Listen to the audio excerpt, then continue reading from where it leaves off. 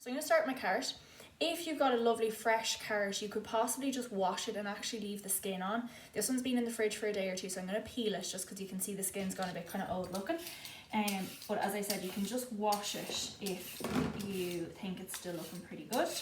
We're going to dice this really, really small. So you'll notice with all the vegetables that we're using today, I'm going to dice everything up really small so that it cooks nice and quickly, okay? So this should be a fairly handy thing to make. So I'm just going to take the top and bottom off it. Okay. And the way I dice a carrot is I actually slice it lengthways the whole way along to start. We always keep the flat side, if we have one, on the chopping board. And then we are going to chop along the length. So we now have 4 separate little pieces. I'm just going to turn all of them. I'm going to hold them all together with a claw-shaped hand like this so that I protect my fingers from the knife. And then I'm going to dice along it really thinly. And that gives me really smally, tiny little pieces of carrot that will cook nice and quickly. Okay, so that is our carrot diced. And I have a plate here. I'm just going to pop it onto it. I'm going to keep all my vegetables separate on it, just so that we have them all ready. So we'll keep all that to one side. Okay, so the next thing I have here is a little bit of celery. Now, as I said at the start, everything that I'm using here, I've just taken it out of the fridge. So some of it's been there a few days. It might not be the freshest. But for this, it's ideal to still use up, okay? So you can see there, it's a little bit, kind of gone a bit brown there. But we're just going to take off the leafy bits to start. And then we can just cut away those little brown bits. Always cutting away from yourself. Onto our chopping board, and the rest of that is perfectly okay to use. Okay, so I've given it a really good wash under the top already as well. Things like celery or leek, anything that kind of grows up out of the ground like that, you tend to get little bits of dirt in between them, so just make sure that you've given it a really good wash so it's all clean. Okay, we're going to again just use our claw-shaped hand to dice our celery up nice and finely as well. And once we have that done, we're going to pop it over onto our plate with all our other vegetables as well.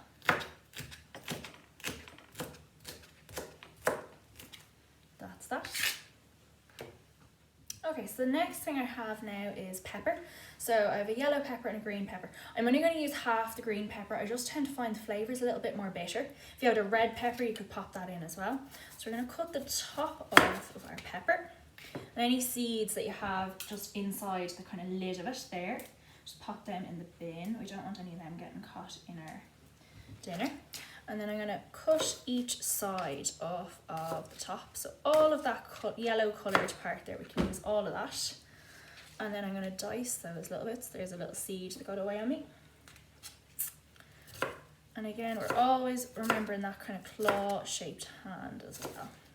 Okay, so that's that little bit diced, and then I'm going to use my knife just to cut around the inside kind of white part of our pepper here all the way around, and then I'm going to pop that into my composting bin over here too. And I always like to make sure that I get all of the seeds and the white bit inside the pepper out as well, because again, it can be quite bitter. It's not really the nice sweet flavour we want. So you can see inside there now, I've got all of that cleaned out. Make sure any seeds we have go into our compost. So I'm going to cut this into strips first. There's a tiny little bit in there that I just want to cut out. Just a bruise. So I'm going to cut it all into nice fine strips. Like that. And then I'm going to turn them around. And again, if you're only just starting to learn how to cook, you can do each maybe pair of strips, kind of dice them nice and finely like that. The more practice you get, the more you'll be able to do it once, so you can fly along them like that. Okay. So I'm going to do that with the rest of my yellow pepper and half of my green pepper as well. Okay, so the next thing I have here is these lovely kind of green beans, okay? Again, if you don't have them, that's fine. If you have something like mangetout instead, you could use that instead either. If you're using mangetout, what I love to do is I love to kind of slice it on the diagonal. You get lovely kind of fine, lovely, it just gives you a lovely shape lovely fine pieces of it. With these, I have taken the top and the tail off them, okay, so the top and the bottom, just the little brown bit. And then all I'm going to do is I'm going to slice them into kind of about pieces about 1 centimetre long. Alright. Yeah, so like that. And they are going to go over onto my plate here as well, which is getting pretty full with the rest of my veg. Okay, so the next thing that I have here is a little bit of kale, okay? So again, if you don't have it, you don't need to go and buy it first. If you had some spinach, you could use that instead. So I'm just going to, I can see there's a little bit of brown there. So I've washed this really well. Sorry, you can hear the dog shaking in the background there as well. So I've washed this really well. I am going to just break off the curly bits, okay? I really like kale because it keeps that lovely kind of crisp texture, whereas spinach tends to kind of wilt down much more. I'm not going to use the stalks though, okay? They're just a little bit too hard. Okay, so one ingredient that is really kind of important for this dish, it just kind of makes the lovely flavour of it, is a tomato. Okay, so I've got a quite big one here. Now, I'll be honest, I don't really like tomato, so I'm going to chop it up really small. Although it does give lovely flavour, I just don't like getting big lumps of it. So I'm going to chop this up really small. If you like tomato, then you can leave it in much bigger chunks if you want. So I'm just cutting that little bit out of the middle, the little kind of core there. So I'm just cutting it into wedges to start. Cut the hard bit out the middle. And then I'm going to dice it really small. So I'm going to cut them into strips.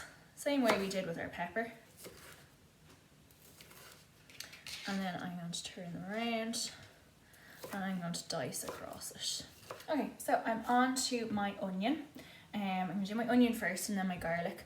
I don't have a plate or anything to put this onto. I'm going to add it straight into the frying pan once I have it all diced. Because once you get it cooking, it starts to alleviate the streaming eyes, I find usually. So I have just taken the top off of my onion. So you'll notice there I've left the root or the hairy end on. I'm going to take the skin off of it. If you were only making a portion kind of for 2 people, I'd only use half an onion, but I'm going to make enough for 4 now. So I would say provided it's a small enough onion, use the whole thing. Depends again on your personal preference, do you know? And if you like a lot of onion, then you can use a little bit extra as well. I'm using a white onion here. If you have red onions in the house, they work just as well.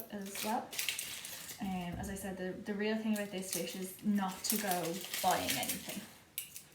Now, so I've taken my skin off. I have left my root on, but you'll notice I've kind of pulled any of the hairy bits off of it so that they don't get caught up in our lovely diced onion. So, to start, I'm going to slice my onion in half right the way through my root, okay?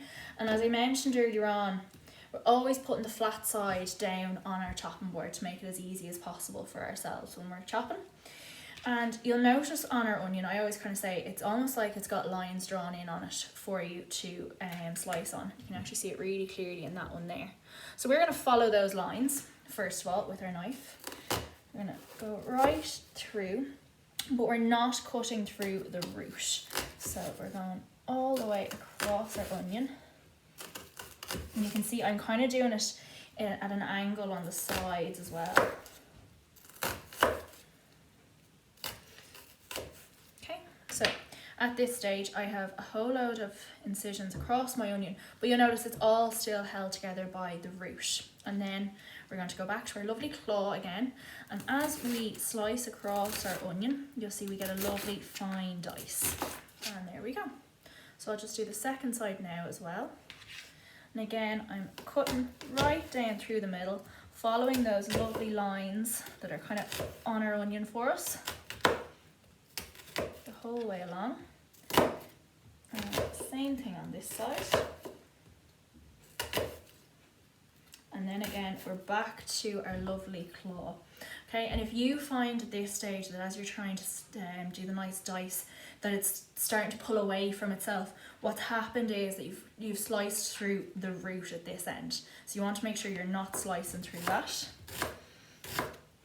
And then we're dicing all the way along it. So that is our onion nearly ready. Keep it all together there. Yeah. And then the last few bits there. We're going to put a clove of garlic in as well. If you're a fan of garlic, you could probably put 2 or 3 in if you want. I just don't like it being that strong. So the handiest way to peel garlic is if you've got a knife like this, heel your hand, just crush it a little bit, and you'll see that kind of cracks the skin. So you can see it kind of cracks the skin open for you. Okay, so we're just going to take the skin off it. If you have a garlic crusher, you can use it. Of course, I don't have one. I'm not going to use one here, but mainly because I don't like doing the extra wash up. I have a knife already here, so I'm going to take the tiny little top and tail off with just a little bit of brown, and then I'm just going to slice it nice and finely, and then run my knife across them. Another great little tip as well is after you have sliced garlic, to get the smell off your fingers, if you actually just rub them along your stainless steel sink, it'll help take the smell of garlic off your fingers as well. So that is our garlic ready to go. I'm just going to weigh out my rice. So I always weigh rice pasta when it's dry. That's how I always get my right portion. So I'm actually using a digital scales here. I'm using a plate at the moment because I'm going to add it all into the one pot. If I was cooking it in a pot, I'd actually pop the pot onto the digital weighing scales and just zero it. Make sure it's on grams. And I'm making enough for 4 people, so I'm going to weigh out 200 grams of rice. So the guideline is 50 grams per person. I'm using white rice here at the moment. If you have brown rice, that would be excellent to increase the fibre content of this.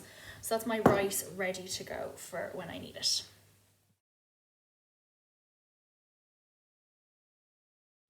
Okay, so you can see I'm using kind of a non-stick wok to make this in.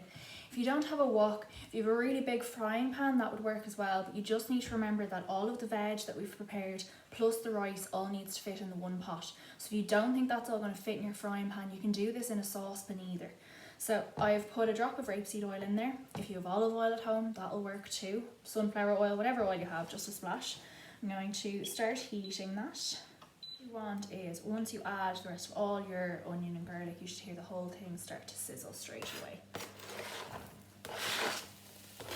Which is exactly what we've got there. Okay, so I've had my onion on cooking there for a couple of minutes. I have it kind of at a fairly high heat, so my controls are 1 to 9, so I have it about 7, 8. So I'm going to add the veg that I know take the longest to cook out of the ones I'm using. So in my case, that's the carrot, the green beans, and probably the celery. I won't add the celery just yet. Depending on what veg you're using, just kind of add them step by step based on what takes the longest to cook. So just to get the heat into them the earliest. So there's my carrot and my green beans going in. And look, I mean, I have a few bits of pepper sneaking in there as well. I mean, I had so much stuff on that plate. That's all right. Just make sure we get all the carrot in. And again, we're going to leave that cooking for another 2 or 3 minutes just to get the heat into them really well. Okay, so we've had our carrot and our green beans and our onion all cooking for about kind of 5-10 minutes at this stage. I'm going to add in my peppers and my celery now at this stage. They all go in there.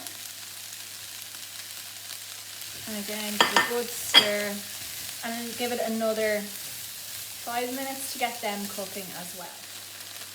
Okay, so I've had most of my veg there cooking away for a few minutes. I can see they're getting a little bit soft.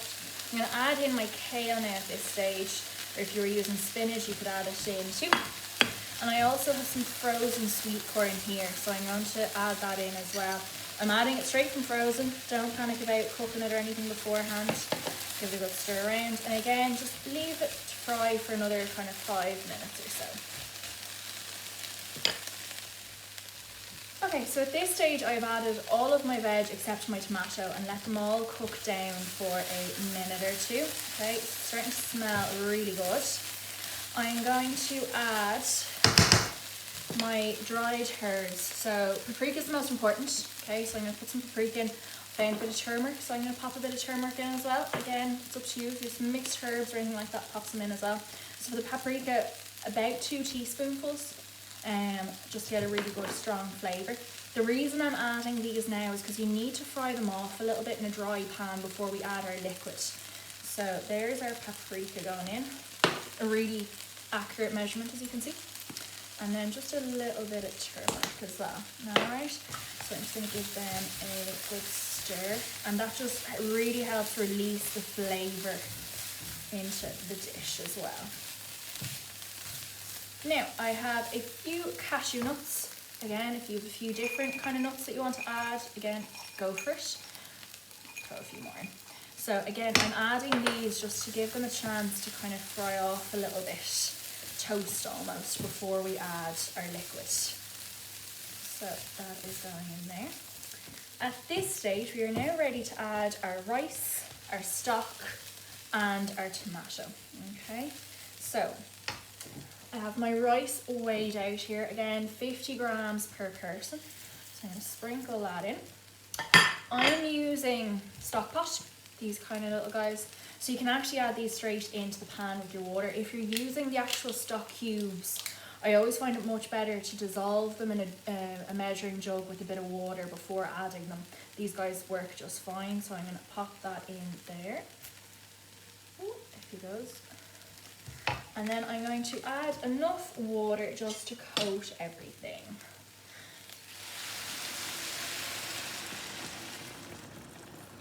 Okay, I'm going to give it a really good stir now just to get the rice all the way through it and make sure that stock pot dissolves. With this, you need to kind of check back on it every few minutes to make sure that the rice hasn't absorbed all the water on you.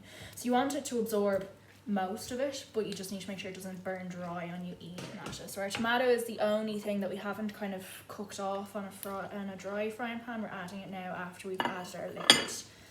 Give that a good stir.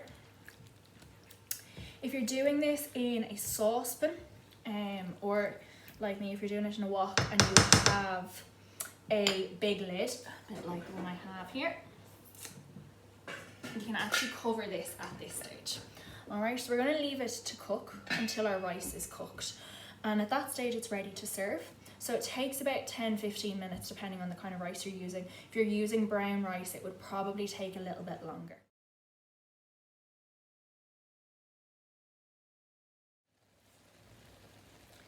Okay, so this has been cooking away for about 10-12 minutes now. You can see pretty much all of the water has been absorbed now.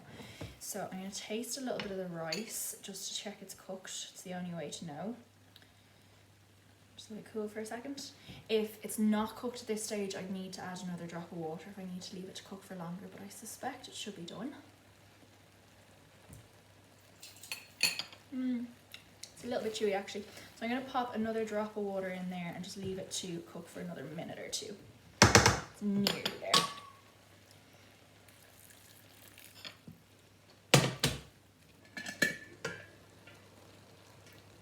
Okay, so it's been cooking for another 2 minutes or so. You can see there now all of the liquid has been absorbed. It smells fantastic as well.